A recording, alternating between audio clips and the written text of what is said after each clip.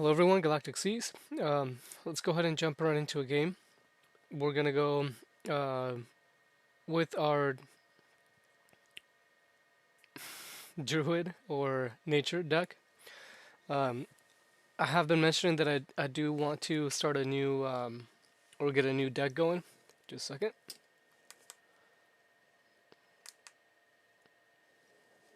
Now there we go. All right. I do want it to be a light deck um, or the priest, and maybe I'll make a video on how I choose my cards and how I build the deck, so on and so forth. Let's go ahead and get rid of that guy. The rest we do want to keep.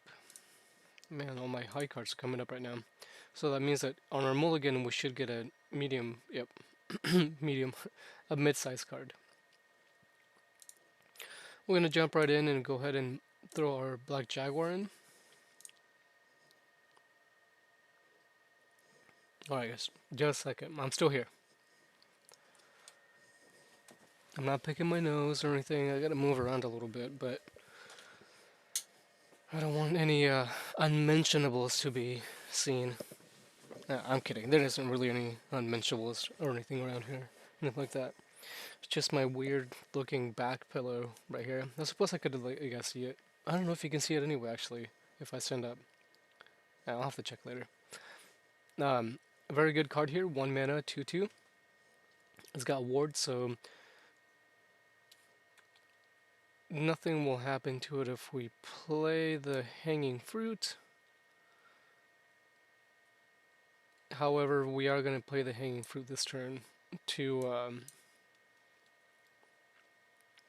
just so we can have this and hopefully have it help us buff the Black Jaguar. Depending on what they have, obviously. They chose the Orpheo's Distraction. It allows them to do 1 damage to pretty much any minion. Unless it has ward, of course. And after they do 1 damage, if the minions survive, that creature gets hidden. We do have a card to remove. It's a 2 mana card. It removes 2 durability, I think, from the opponent's weapon. I'm not sure why they chose to do that. They were probably anticipating that I had a better, higher card that I was going to use next turn, but I don't. That's fine. So let's go ahead and use our Black Jaguar to attack them. Next turn, we're going to be throwing out the Overgrown Rhino. I do want to throw this one out now. It may not seem like a difference whether I use this guy or this guy, but people do pay attention to. Oh wow. People do pay attention to. I think they might be a face.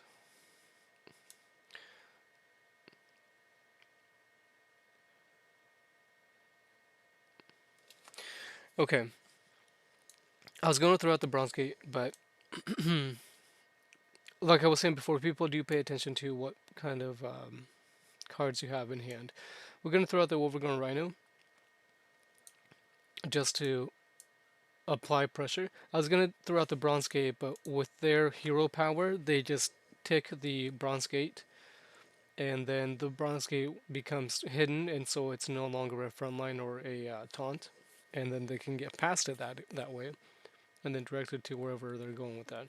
Perfect. So they've sent that back. It's now going to be a 6 mana card, which is fine.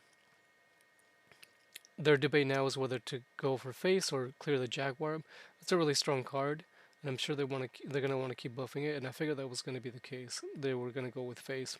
So we'll go through out the second Overgrown Rhino on our next coming turn. They may have another card to send that guy back.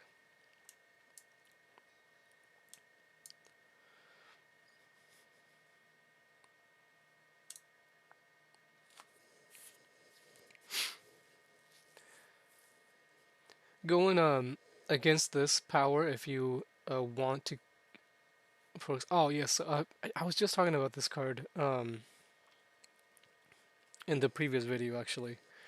If you want to go against this hero power and have your front line be effective, you will need 2 front lines that way, or maybe more.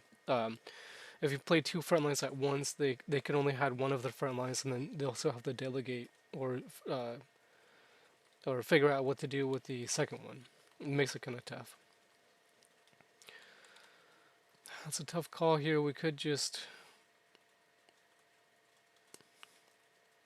let's see what our Wild Hog does. Very good. We'll throw out the Bronze Gate just to keep a good mana flow. And we won't choose this card out of the Sanctum because the Field Tracker. Oh man, am I really getting the hiccups right now? Um, it's because it's a 1 health minion, and they can just easily take it with their hero power.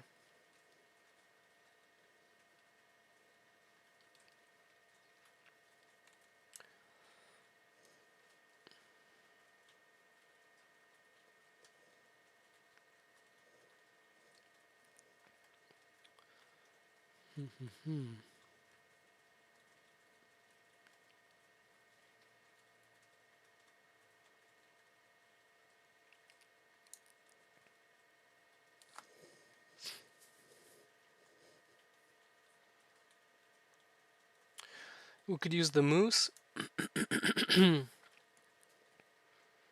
or the Giant. I think we'll save the Giant for if they have more buffs.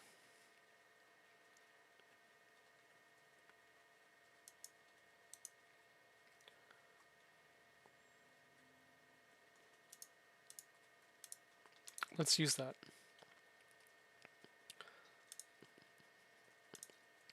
We'll take this so that there are two front lines.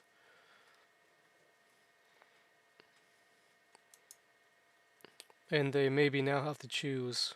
And that way it's not as easy for them to get to either the myself in the back or to one of these guys here. Guild of Enforcer is one of my favorite cards. There is a change that may be coming to armor. I'm not sure what it is. We'll have to wait and see. So it looks like we'll have to wait for a Juggernaut until next turn. This is fine because I'll be able to clear. Oh, it gives it hidden at the end of the turn. Okay.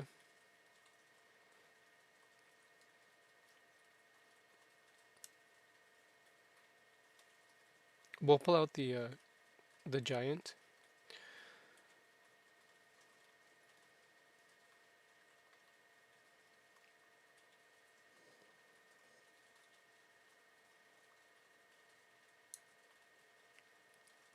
We'll see if we can sacrifice a Jaguar. Very good. We want to stop that much damage from coming in.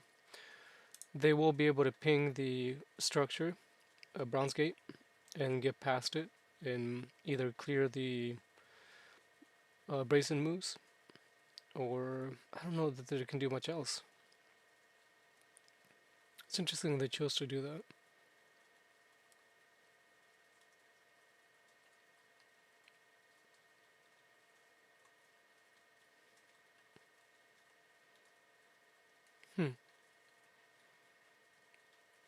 They could have pinged the gate and then maybe gotten rid of our moose with that, the Guild Enforcer. This is going to be 3, 6, 9. Let's do the hunt just to see how much we can clear.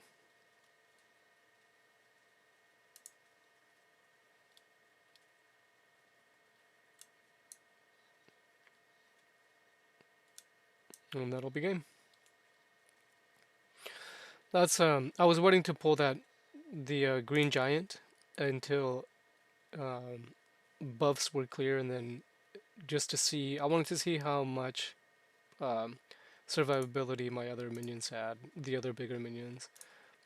If they were going to be taken care of easily, I didn't want to put those out there and then have them be either returned to our hand or have them be destroyed. So it was a good time to hold off on that, and then in the end it ended up paying off very well. The hunt came in at a very good time. However, I still would have hit their Guild Enforcer with my green Giant. It would have just cleared that, distributed some damage, and then would have proceeded to go face, which would have I don't would have been game. I don't know. I guess we'll never know. No, we will. I can go back and check. That'll be it for this one, guys. I'll be uploading another one here soon. Thanks for stopping by. Gosh, I gotta slow down with that. Ah, no, wait.